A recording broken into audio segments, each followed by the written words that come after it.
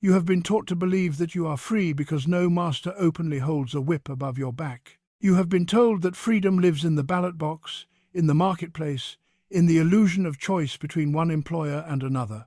But I ask you this, what kind of freedom exists when the majority must sell their lives hour by hour simply to survive?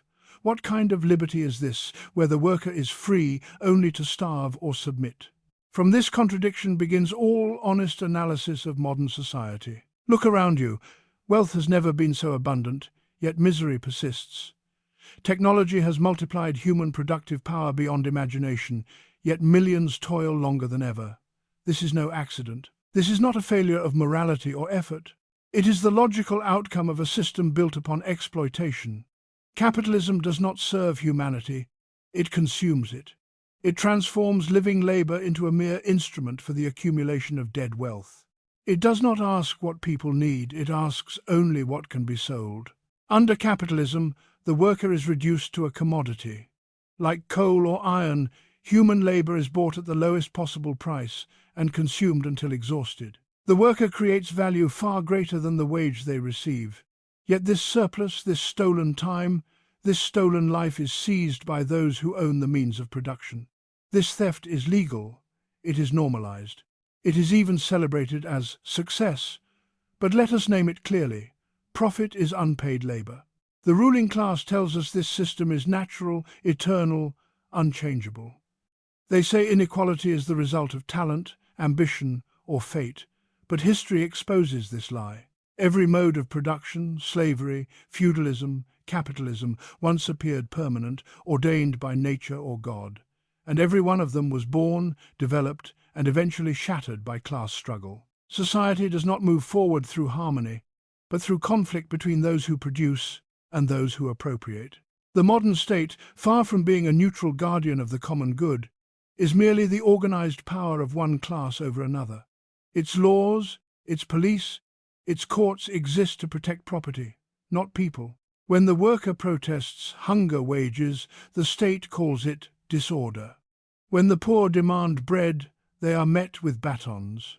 But when capital exploits entire populations, poisons the land, and condemns millions to insecurity, it is called economic necessity. Do not be deceived by the comforts offered to a few or the promises dangled before the many. The system allows some crumbs to fall from the table so that the table itself is never questioned. It teaches workers to compete against one another, nation against nation, race against race, worker against worker, so that they never unite against their true oppressor. Division is the shield of capital. Unity is its greatest threat. Yet within capitalism itself lies the seed of its destruction. The same system that concentrates wealth also concentrates workers. It forces people into factories, offices, warehouses, and digital chains, binding them together through shared exploitation. From this shared condition arises shared consciousness. The worker who understands their position is no longer merely a victim, they become a historical force. Real freedom is not the right to choose your master. It is not the freedom to consume what you cannot afford. Real freedom begins where exploitation ends, where human labor is no longer a means to enrich another, but a collective activity serving collective needs. Freedom is not found in isolation, but in solidarity. Not in competition, but in cooperation. Not in the rule of capital, but in the self-emancipation of the working class. This emancipation cannot be gifted from above. No ruling class has ever voluntarily surrendered its power. The liberation of the workers must be the act of the workers themselves. Through organization, through struggle, through the conscious transformation of society, the exploited become the authors of history. This is not chaos. It is the birth of a higher order one in which production is planned for human need, not private profit. Imagine a society where the fruits of labor belong to those who create them, where technology shortens the working day instead of intensifying exploitation, where education is not a privilege, healthcare not a commodity, housing not a speculation. This is not a utopia, it is the rational conclusion of humanity's own productive power, once freed from the chains of private ownership. Let the ruling class tremble at this vision. They fear it because it exposes their parasitic role in society. They know that without workers, not a wheel would turn, Not a light would shine, not a word would be written. The workers produce everything and yet possess nothing. This contradiction is intolerable. It will be resolved, one way or another. Workers of the world, do not ask for crumbs from a table you built. Do not beg for dignity from a system that profits from your humiliation. Organize, educate, unite. Recognize your strength not as individuals, but as a class. You have nothing to lose but your chains and a world to win. For real freedom does not begin with slogans or reforms that leave exploitation intact. Real freedom begins where exploitation ends. Freedom under capitalism is presented as a universal condition, a natural state in which individuals are supposedly free to choose their paths, sell their labor, and pursue fulfillment. Yet this freedom exists only on paper, detached from the material conditions that shape real human life. The worker is declared free because they are not legally owned, because no chains bind their body, because the law recognizes them as an equal subject. But this legal freedom conceals a deeper compulsion, one rooted not in violence alone but in necessity itself. When survival depends on selling one's labor, choice becomes a ritual rather than a reality. Economic coercion does not announce itself with threats. It operates silently through hunger, rent, debt, and insecurity. The worker is free to refuse work, but refusal means deprivation. The worker is free to leave one employer, but only to submit to another under similar conditions. This freedom resembles the freedom of a drowning person to choose which direction to sink. Capitalism transforms necessity into a private burden and then celebrates obedience to that necessity as liberty. The wage contract is held up as proof of voluntary exchange, as if both parties meet as equals. In reality, one side owns the means of life, while the other owns only their capacity to labor. This imbalance is not incidental, it is the foundation of the system. The worker must sell labor power because access to land, factories, tools, and resources has been monopolized. Property relations, not individual failings, force the worker into submission. The contract may be signed freely, but the conditions that make it unavoidable are not freely chosen. Under this system, time itself is colonized. The worker's hours, energy, and creativity are measured, priced, and consumed. Life is divided into fragments of labor time and recovery time, both subordinated to production. Even rest is reduced to a function of efficiency, a means to restore the body for further exploitation. The individual may feel free in moments stolen from work, yet these moments exist only at the margins, tolerated so long as they do not interfere with profitability. Capitalism insists that exploitation is invisible, that wages represent fair compensation. But the worker produces more value than they receive, and this surplus is appropriated by the owner of capital. This extraction is continuous, systematic, and legal. Economic coercion ensures compliance not through constant force, but through the ever-present threat of exclusion from the means of survival. The market replaces the whip, and necessity replaces the overseer. The ideology of freedom plays a crucial role in maintaining this order. By framing social relations as personal choices, capitalism isolates individuals and obscures collective conditions. Unemployment becomes a personal failure rather than a structural feature. Poverty is moralized, wealth is glorified, and inequality is explained away as merit. This narrative disciplines workers more effectively than repression alone, teaching them to blame themselves instead of the system that confines them. Competition deepens this illusion. Workers are encouraged to see one another as rivals, each struggling for limited opportunities.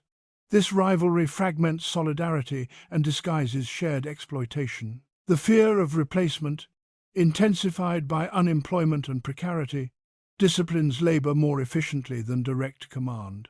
Economic coercion thus operates not only through scarcity, but through constant comparison and anxiety. Political rights are offered as evidence of freedom, yet political power remains hollow when economic power is concentrated elsewhere. A vote cannot compensate for 12 hours of alienated labor.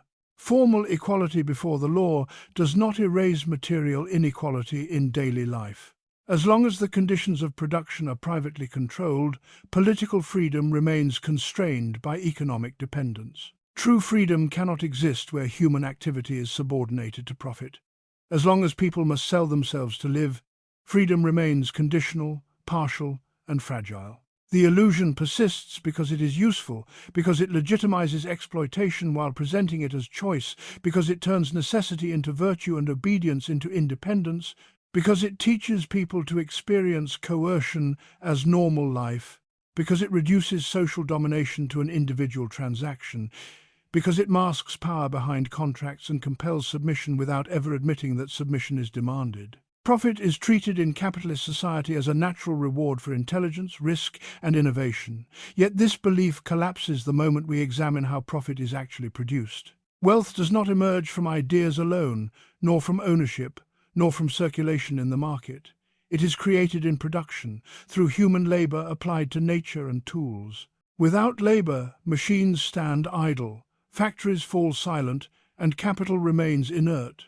Profit, therefore, cannot originate from capital itself, because capital produces nothing.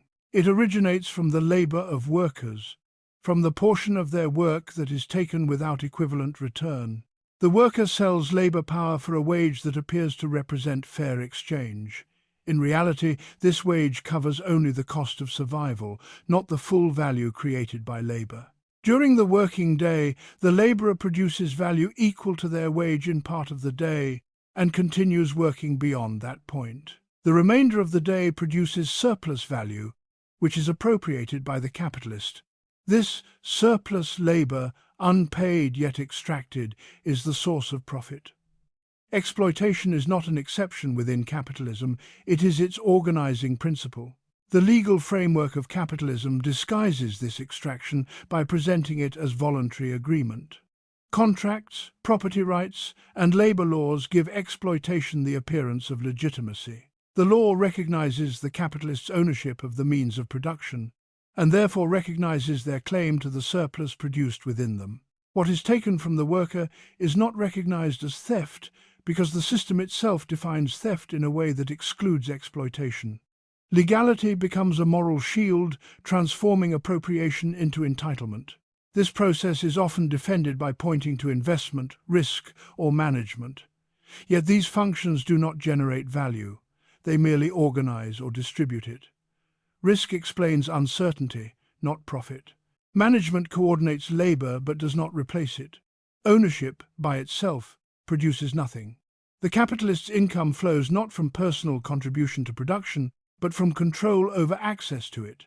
Profit is thus detached from labor and reattached to property, creating the illusion that wealth flows from ownership rather than from work. As capitalism develops, exploitation becomes increasingly abstract and hidden. The worker no longer sees the full product of their labor, nor the total value they generate. Production is fragmented, globalized, and mediated through layers of finance and technology.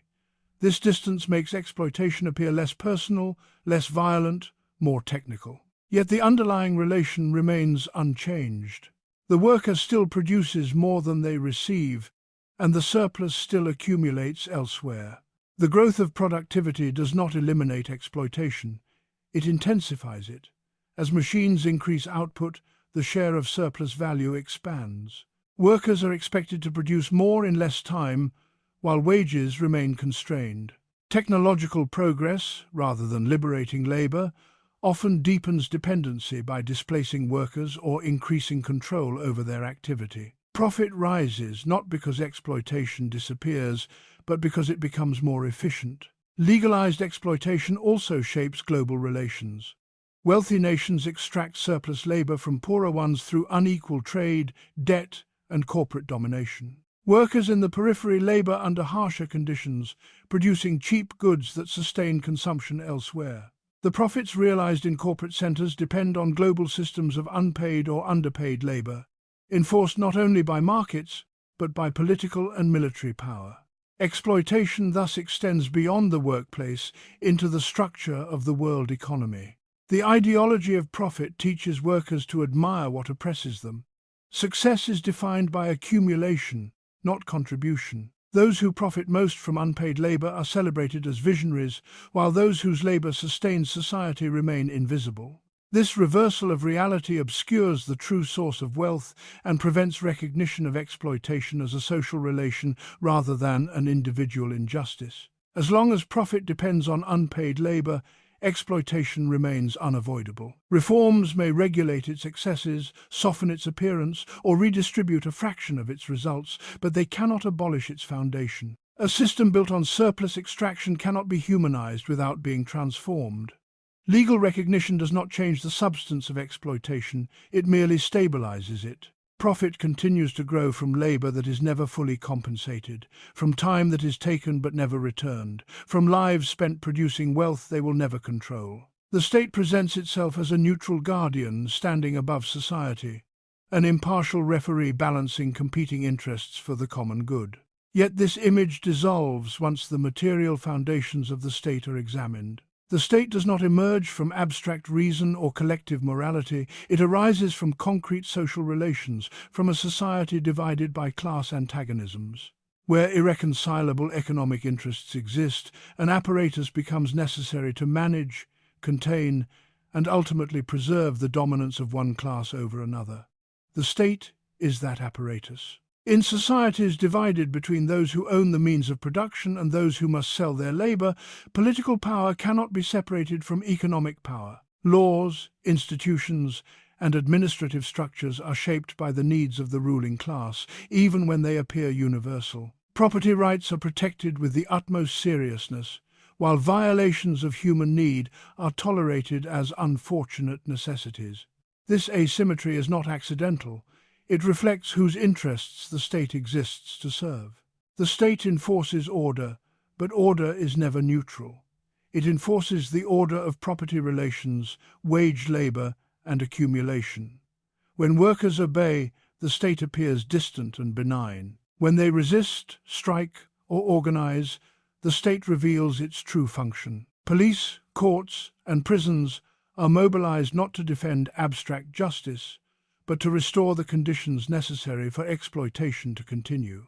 Repression is not a failure of the state, it is one of its essential roles. Even democratic forms do not dissolve this reality.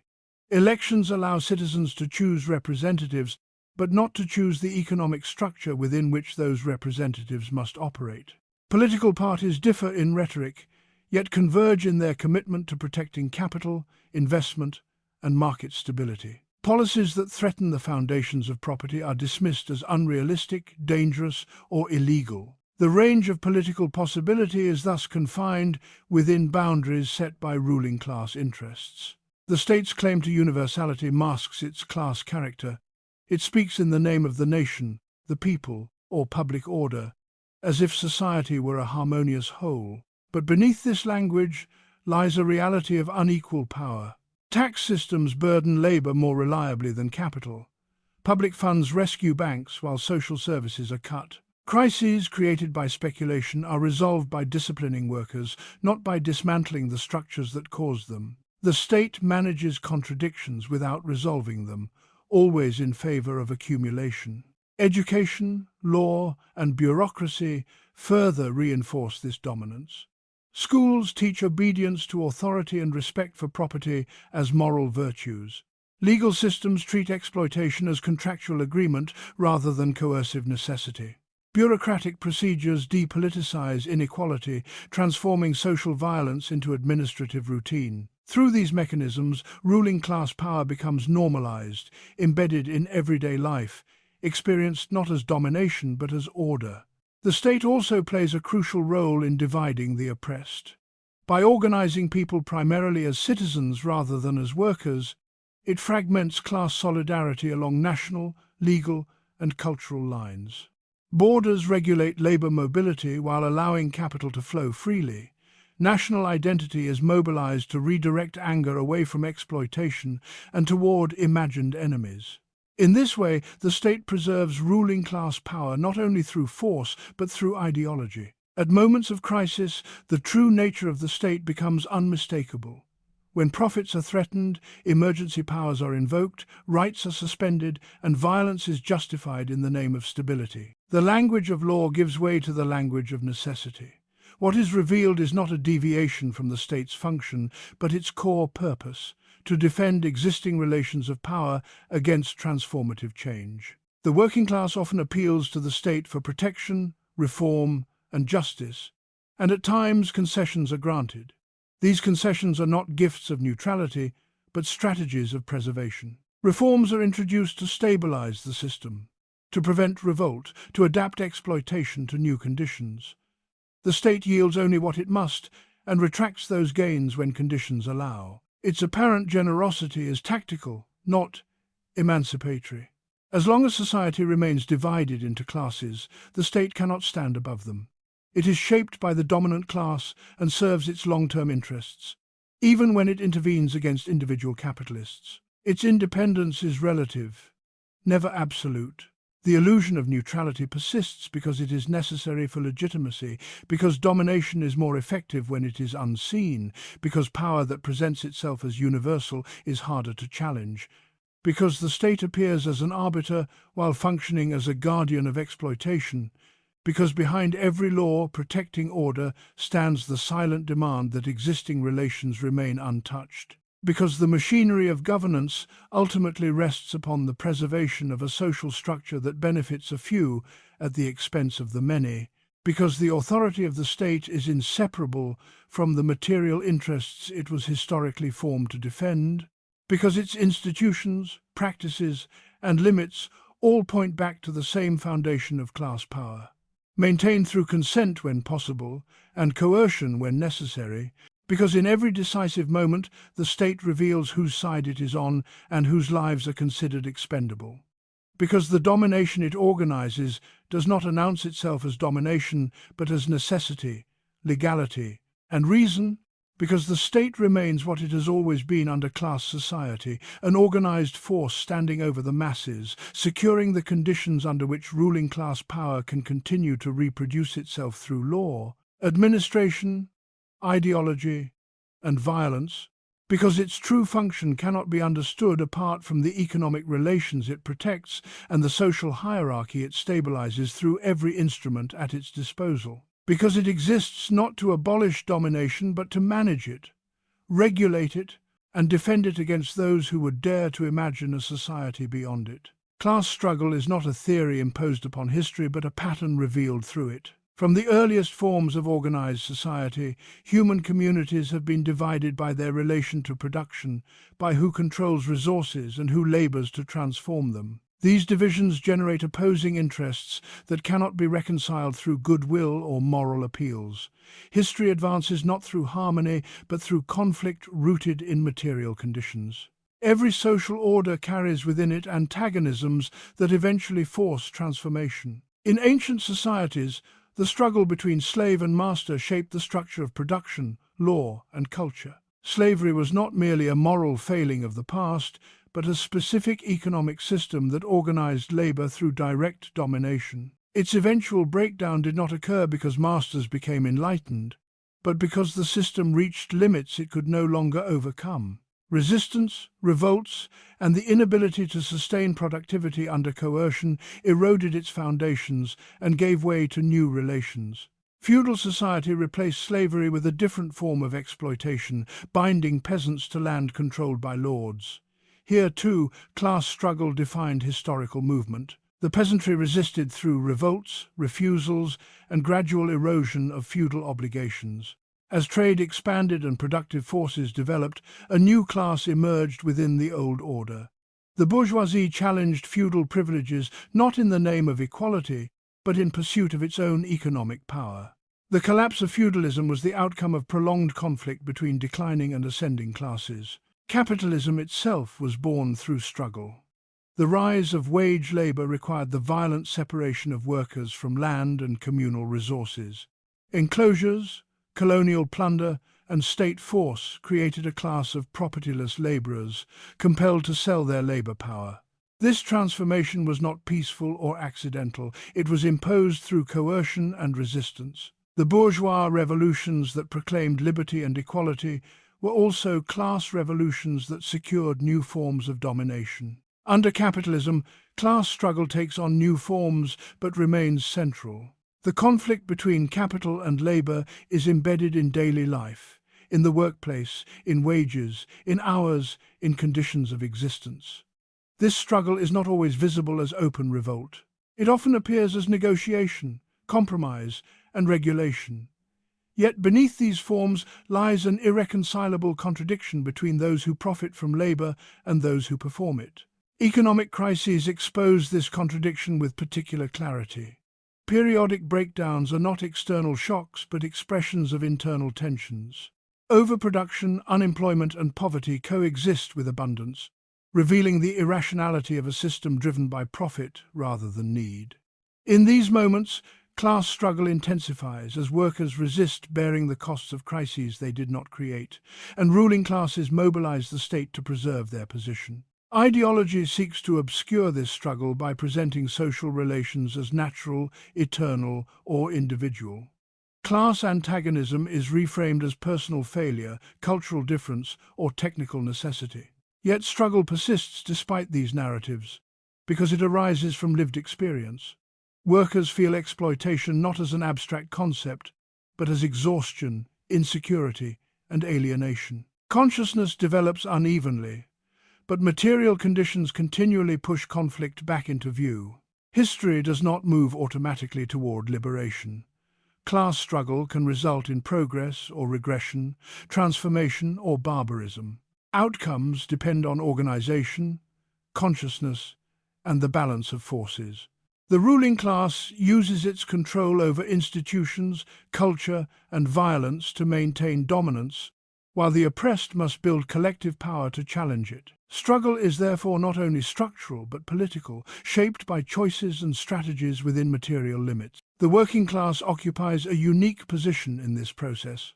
Unlike previous exploited classes, it has no interest in establishing a new form of exploitation. Its liberation requires the abolition of class relations themselves. By organizing collectively, workers challenge not only individual injustices, but the foundations of the system. In doing so, they act as a historical force capable of transforming society at its root. Class struggle thus provides the key to understanding historical change. Laws, ideas, and institutions evolve in response to conflicts over production and power.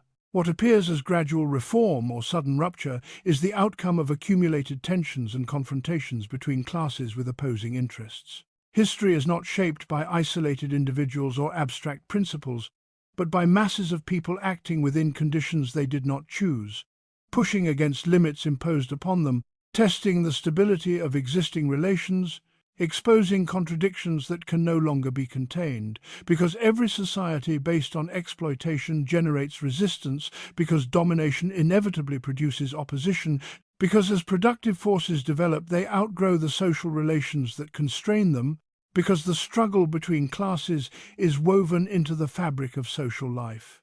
Because it is through this struggle that new forms of society emerge from the ruins of the old, because without understanding class struggle history appears chaotic or accidental, because once it is recognized the movement of history reveals itself as a continuous process driven by conflict over how life is produced and who controls its fruits. True emancipation cannot be achieved through isolated acts of resistance or individual success within an exploitative system. Exploitation is not a personal injustice inflicted by one bad employer or one corrupt institution. It is a social relation embedded in the structure of production itself. As long as this structure remains intact, individual escape does not weaken it. One worker may rise, another may fall, but the system endures. Emancipation, therefore, cannot be individual because exploitation is collective. It binds millions into the same condition and can only be confronted through collective force. Capitalism fragments workers, separating them by workplace, skill, nationality, and identity, encouraging them to see one another as competitors rather than allies. This fragmentation is not accidental, it is essential to maintaining domination. Disorganized labor is weak labor. When workers confront exploitation alone, they face capital as isolated individuals against concentrated power. Collective organization transforms this imbalance. Through unions, councils, movements, and political organization, workers convert shared suffering into shared power. What was experienced privately becomes understood socially. Collective organization is not merely a defensive tool to improve wages or conditions. It is a process through which workers develop class consciousness, an understanding of their position within the totality of social relations. Through struggle, workers learn that exploitation is not a temporary injustice but a permanent feature of capitalism. Organization becomes a school of solidarity, breaking down the illusion that freedom can be secured through personal advancement alone. It reveals that liberation is inseparable from the liberation of others. Exploitation persists because the means of production are privately owned. As long as a minority controls land, factories, technology, and resources, the majority must sell their labor to survive. No amount of regulation can fully resolve this contradiction. Wages may rise or fall, hours may be shortened or extended, but surplus labor continues to be extracted. The abolition of exploitation, therefore, requires the abolition of the social conditions that produce it, which means ending private ownership of the means of production and placing them under collective control. This transformation cannot be accomplished through moral persuasion directed at the ruling class. Those who benefit from exploitation have no material interest in abolishing it. History shows that dominant classes concede only under pressure, and even then only to preserve their power. Emancipation must be won, not granted. Collective organization provides the means through which workers exert that pressure, not only economically but politically, challenging the structures that uphold exploitation. The state cannot be relied upon as a neutral instrument of emancipation. It is shaped by the same class relations that organize production. While reforms may be achieved through struggle, they remain fragile and reversible so long as exploitation persists. Collective organization must therefore extend beyond immediate demands toward a conscious challenge to the system itself. Emancipation requires not only resistance within capitalism, but a movement beyond it. Abolishing exploitation does not mean the end of work or discipline. It means the end of work imposed as a condition of survival for the benefit of others. Labor becomes a collective activity directed toward shared needs rather than private profit. Productivity, freed from the demand for accumulation, can reduce necessary labor time and expand the realm of human freedom. Education, creativity, and care cease to be privileges and become social priorities. Such a transformation reshapes social relations themselves. Competition gives way to cooperation, not as a moral ideal but as a practical necessity of collective production. Social wealth is no longer accumulated in the hands of a few, but distributed according to collectively determined priorities. The division between mental and manual labor erodes as education and decision-making are socialized. Freedom becomes material rather than formal, grounded in secure access to the means of life. Collective organization is therefore not a temporary tactic, but the foundation of emancipation. It is through organization that workers recognize their power, articulate their interests, and act as a historical subject. Without it, resistance remains fragmented and easily absorbed. With it, exploitation becomes visible as a social system rather than an individual misfortune. True emancipation requires nothing less than the transformation of society at its root, the replacement of relations based on domination with relations based on collective control, the end of surplus extraction and the beginning of production for human need.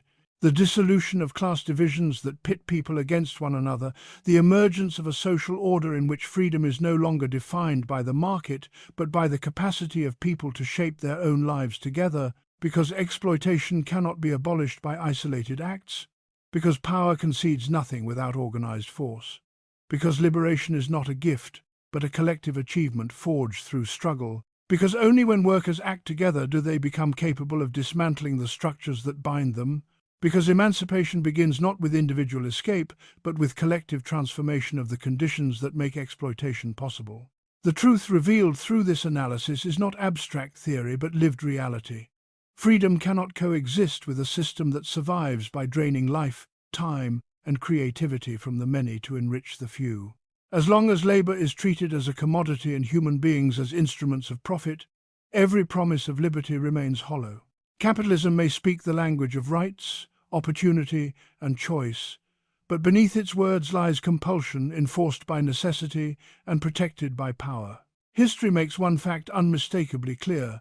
No ruling class has ever relinquished domination voluntarily, and no exploited class has ever been liberated without struggle. The conditions that bind humanity today are not eternal laws of nature, but social arrangements created by human hands, and therefore capable of being dismantled by human action. What was built through exploitation can be undone through collective resistance and conscious transformation. The working class is not powerless. It produces all wealth, sustains all institutions, and carries society forward every day. When fragmented, it appears weak. When united, it becomes an unstoppable historical force. Consciousness, organization, and solidarity are not optional ideals but material necessities. Through them, the oppressed cease to be objects of history and become its authors. The choice confronting society is not between reform and stability, but between transformation and perpetual domination. Either exploitation continues under new disguises, or humanity moves toward a social order grounded in collective control, shared abundance, and real freedom. This is not a question of morality alone, but of survival, dignity, and the future of human development. Real freedom will not be granted by markets, protected by profit, or delivered by those who benefit from inequality. It will be created when exploitation is abolished, when labor is freed from domination, and when society is reorganized to serve human needs rather than private accumulation. Only then does freedom cease to be a promise and become a material reality lived by all.